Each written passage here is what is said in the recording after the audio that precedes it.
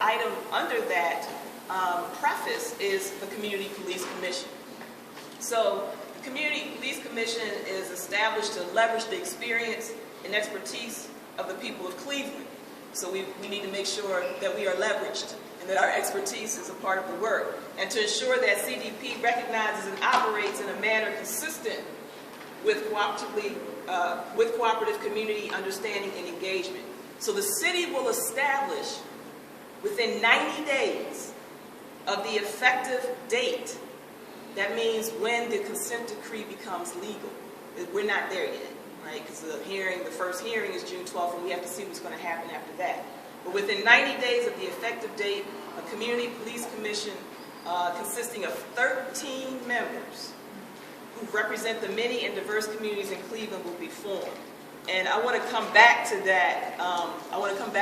Towards the end, where I think we need to have some conversation about what that means and who are the categories. So what will happen is they'll set up this community police commission. There'll be 13 members, 10 plus 3. The 3 is FOP, CPPA, and the Black Shield. 3 automatic seats. So the other 10 are other community seats. Let's put it that way. There will be, and I want to come back to what that means and what those categories look like. The other part of that is there will be selectors and selectees. So there will be a nomination process that will be established, a selection panel that will be formed.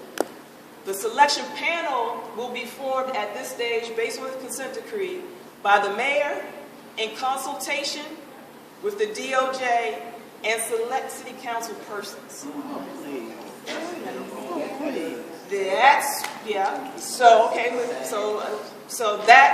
So we have to talk about what kind of impact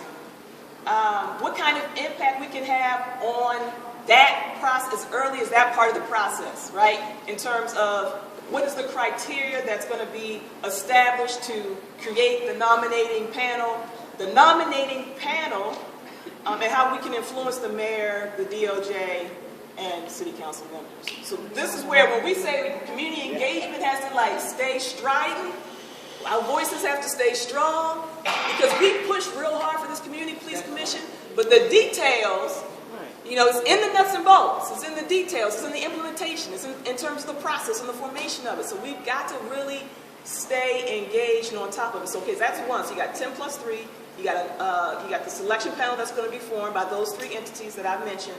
The selection panel then takes applications from community to be a part of the commission.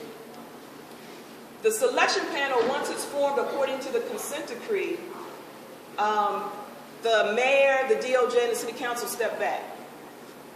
According to the consent decree, once the selection panel is formed to select the persons on the commission, they step back. The selection panel is supposed to establish the criteria, the other parts of the process, to then say, now we have these applications, we're going to assess the applications, and they become the selectors of the selectees. Okay? There's a place in there to make sure as well that community voice, engagement, input is ensured and heard. We have to stay on top of that as well. Okay? And then the selectees, they are chosen, and they are in panel. The commission is formed. All of this is supposed to happen in 90 days after the effective date of the consent decree. Okay? To ensure diverse representation within 30 days, the categories of the 10, and again, we're going to come back to this at the end. So the 10 is A, from faith-based organizations. These are the categories of the 10, right? 1 is A, faith-based organizations. 2, civil rights advocates. And let me tell you, many of these categories we actually established, but I'll tell you which ones are missing as well. Okay, so faith-based organizations, civil rights advocates, the business and philanthropic community, organizations representing communities of color, advocacy organizations, youth or student organizations, academia, and individuals with expertise in the challenges facing people with mental illness or the homeless. Those are 8 categories that have been delineated. There are 10 seats, but there are 8 categories that have been delineated, okay? So there's still 2 seats that, you know, there could be multiple people from any one of those categories or some other category that could be filled.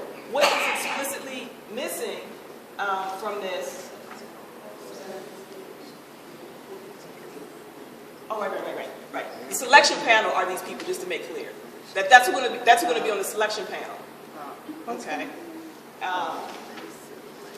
So the seats that are missing, or the categories that are missing, are we said, not, instead of communities of color, we said we called out African Americans, we called out Latinos, Latinas. We called out, in the way that we were trying to stand it up, LGBTQ, people with criminal convictions. We called out differently abled. So there are certain categories that we actually called out that are not a part of the delineated group. So we have to kind of pay some attention to that, and again, have some input there. Okay, so the panel is supposed to be, the actual commission is supposed to be established within 90 days from the signing of the decree. The first task will be to hold public meetings around the city and to assess bias-free policing and make recommendations. I want us to come back to the CPC at the end. That's like the highlights of it, okay?